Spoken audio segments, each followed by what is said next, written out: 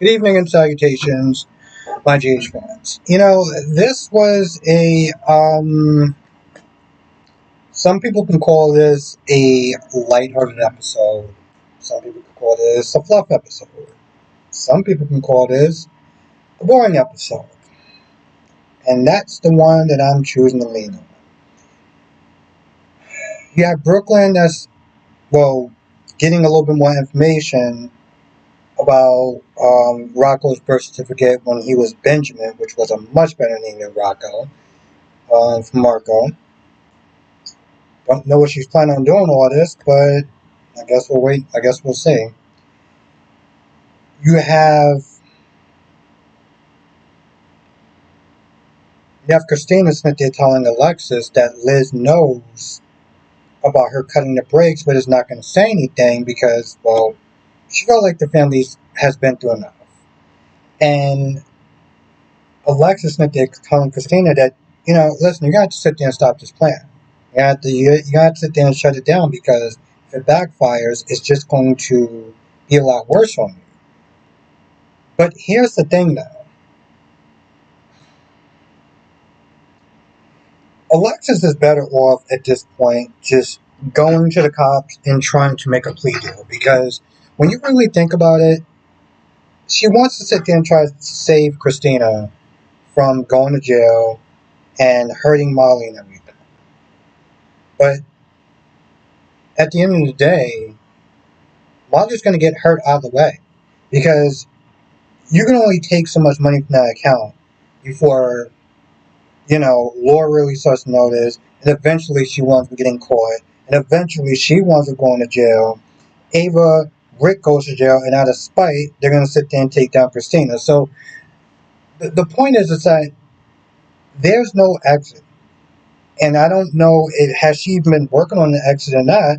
She's just been paying these people, but ultimately, they're all going to go to jail anyway. So what's the difference at this point? It's like you're better off than making a plea deal and trying to get some time served or some time off as opposed to what she's doing.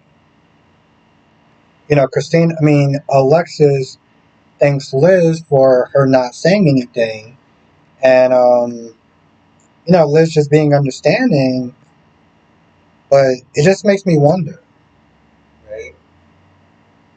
If they go to jail, is there going to be some sort of consequences on Liz? Because Liz knew and didn't say anything. So I wonder if she's actually going to receive any sort of consequences. Not that I think that she's going to want to pay. I mean, hell, she didn't pay for the whole kidnapping thing, so I don't know what the hell she would pay for that. But you know, um,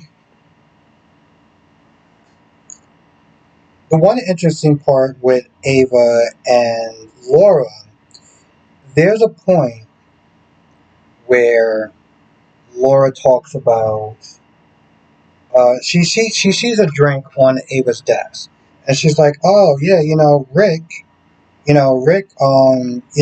came over to the house and gave Liz like a smoothie, whatever, dragon fruit." And she seemed like she was kind of jealous and kind of annoyed. Hell, she was so jealous and annoyed and bothered by it that she called someone just to confirm where Rick was or whatever, and called him in a lie. There's a point where Cody comes over after talking to Tracy, which was a scene that went absolutely nowhere, so I'm not even going to bother to talk about it. But he goes to Christina.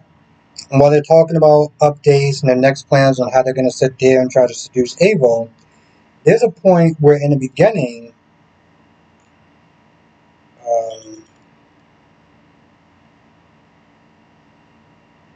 Christina tells Cody to tell Ava that Lucky left town. And at first I was like, we both was just like, why? And she was like, because if Ava knows that Lucky's gone, then most likely Rick is going to sit there and gun for Liz. And at that point, Cody's like, well, if that's the case, then my job is done. Right? Because technically, Rick and Ava broke up. since Rick is going to sit there and go for Liz. So I don't understand why she wants to sit there and keep this going. I mean, the whole idea was divide and conquer. I don't remember what she said after that, but it just seemed like it is just more like, oh, you want to sit there and hurt her and break her heart or whatever. Because if that's the case, then trust me, when she's already going to be pissed off. But if you want him to sit there and break her heart, she is definitely going to sit there and put you and Mom Dukes under the jail. So, I did this video before, and I didn't like how it came out. But I will sit there and say this much, because I might have said this and I might not have said this. This pool scene is completely pointless. I know once a year they bring out the pool, and they try to use it as much as possible with some of these scenes or whatever, but it just seemed entirely pointless. Like, it just came across as, I don't know, fluff or whatever. I mean, you have Rocco and Danny, first day of working, and Gio's not there training them, and Lulu's not there watching, and Tracy gets there, and it ultimately goes nowhere. So I'm not going to really sit there and talk about it, but I just forgot to mention it again because I did it before and I didn't like how it came out. So apologies if I said it again. Okay, so let's get to Natalia and Sunny. Natalia comes over and she's not too sure if she wants to do this. If she wants to sit there and give up everything and go on the run pretty much. And she's not sure. And Sunny's like, listen, the longer you stall, the less likely that Turner's going to sit there and keep playing ball with you before she just wants to throw your ass in jail. And you know me, I'm not going to let you, you know, turn me into the cops or whatever, or give the cops any evidence against me. So, like this is pretty much your only way out. So, eventually she's on board or whatever, and she thanks him for his friendship and looking out for him and everything. And there's a part where I'm just like, no one is thanking you and being grateful and stuff like that.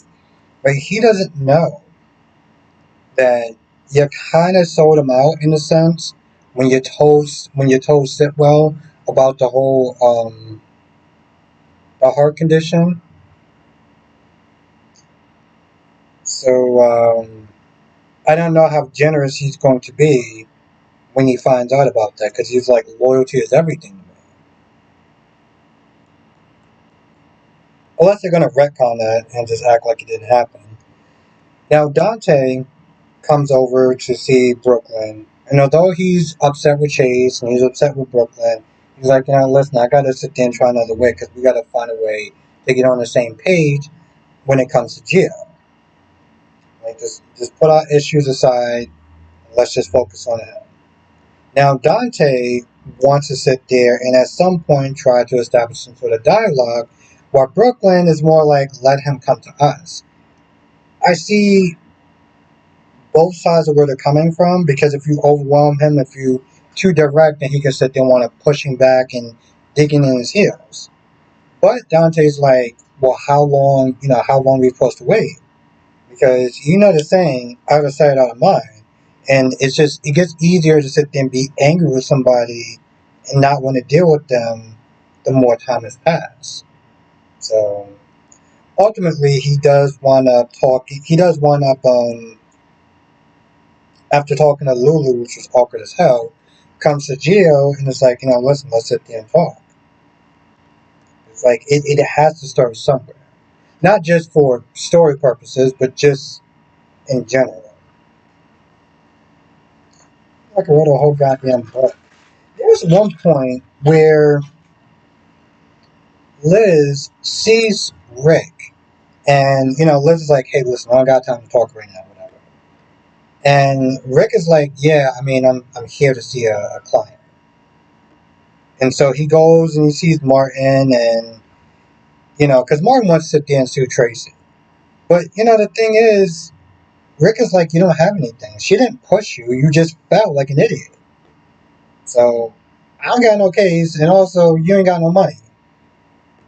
So I guess I just pretty much Like, you can sit there and say he wasted his time and his gas, but hell, you got to sit there and see Liz. Then, as he leaves, he goes downstairs, and Liz apologizes to Rick for just being presumptuous.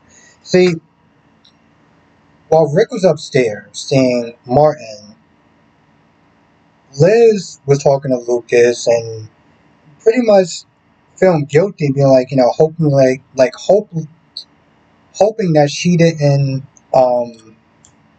lead him on or anything like that. You know?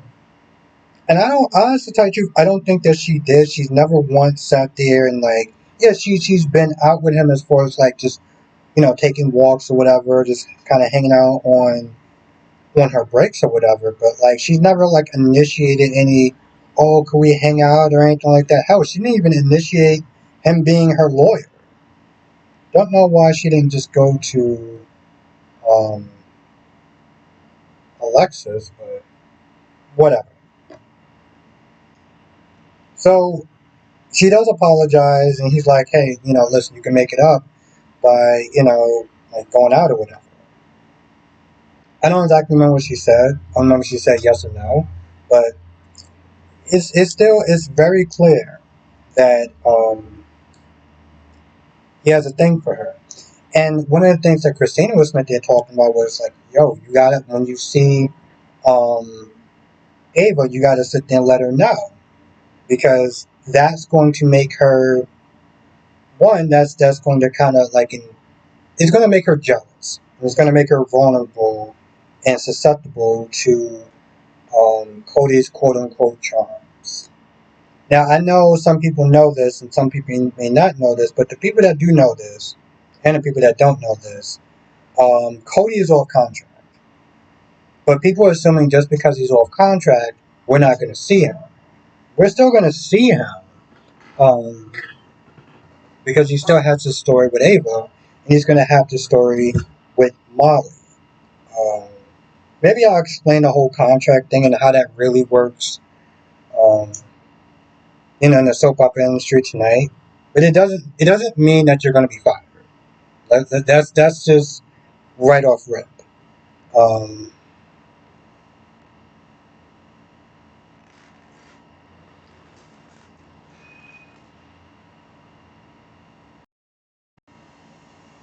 there's a point where after Ava sees, after Laura sees Ava, comes to see Sonny, and Sonny tells Laura that he's not selling his peers to Sitwell, and Laura's happy. Laura's thrilled or whatever. And Sonny's like, hey, listen, I couldn't do it because he's a bad man and everything like that. I'm gonna be honest. I really do feel that somebody must have changed something at the last minute because like I said yesterday. Remember, it wasn't that long ago that Laura was kind of in a sense being like, hey, listen, you need to be here because Sitwell's here. We can't, we rather you be empowered than Sitwell. And Sonny Smith is telling them, or was telling her that, it's not his job to sit there and take down Sitwell. That's your job, and that's Anna's job. But now he's like, oh, I'm not going to let him take over my city and everything like that. And just pretty much kind of telling her that, we need to work together because there's going to be violence. Like, the dude is a very dangerous man, as Natalia was telling him. Which I didn't, there was one point where I didn't take him too seriously until he kidnapped Sasha. Until he kidnapped Sasha. Surprising he didn't actually kill her. But that would have been like, you know, that's something that I would see an actual villain does. Is kill Sasha as a retaliation for Holly, playing him like a fool, stealing his diamonds. I can see that playing out. But of course, this is General Hospital and da da da da. So this is what we're getting. You know. Oh, and then Cody does go and see Ava, and they're talking for a little bit about art. And there's a point where um, Ava's guy, who normally ends up the arc, had a family emergency. Funny that it was the thing is, at first I thought the guy quit because she was like, "Oh well, I'm sorry to hear that too," and she like hung up on him. But then she was like, "Yeah, it was a family emergency." I was like, "Well, it was a family emergency. Why was you so bitchy with him for?" Like I understand there's a major argument that's going on, but like it's not like the dude just called out sick or whatever. It was like, I don't know if I can come in today, or whatever. The dude literally said that he had a family emergency. I didn't really understand that level of anger. Anyway, Cody volunteers, but he also does sit there and he also does tell Ava that Lucky left town. Just to make her a little more insecure about Rick. And like Christina said, Ava's Ava. So Ava's not the type of person that would get dumped. Ava's the type of person that would dump you. You know. So yeah, there's that. I'm gonna be honest. I feel like that's generally about it. Like, there's other stuff that I didn't sit there and talk about. Like, there was a brief conversation with Mark. Oh, Marco is visited by Natalia, and Sonny was sitting there basically saying, "Hey, listen, you can't let anybody know because if you do, you're on bail, and Turner will gladly sit there and throw you in jail if she feels like you're gonna jump bail." But I guess she wants to sit there and see her son at least one last time because her departure time is supposed to be Friday. Um, Granted, there's no news interruptions or whatever. I think Friday is going to be the last time. Now, I've heard rumors that people have said that she's going to be killed for. And I think what Sonny's going to do is Sonny's going to sit there and fake her death. Or, or, that's just number one. That's the most likely scenario. Or he's going to attempt to fake her death, and something's going to go wrong, and they're not going to know if she's dead or alive. And then Marco finding out, blaming Sonny, maybe that'll be the push that he needs to sit there and go into the dark side. And, work with Sitwell. Just hypothetical. Other than that, I'm not gonna lie, this episode was okay. I mean, like, you can miss it and you wouldn't really miss anything. You can play it like in the background, like if you're washing dishes or doing laundry, on your phone or whatever. But yeah, other than that, that's pretty much about it. Now, if I missed anything, write in the comment section below. Come to the live stream tonight. We'll sit there and talk about all the shows as you know, all five of them. You know exactly what they are. And yeah, with that being said, I'm gonna go. I'll see you in the next video.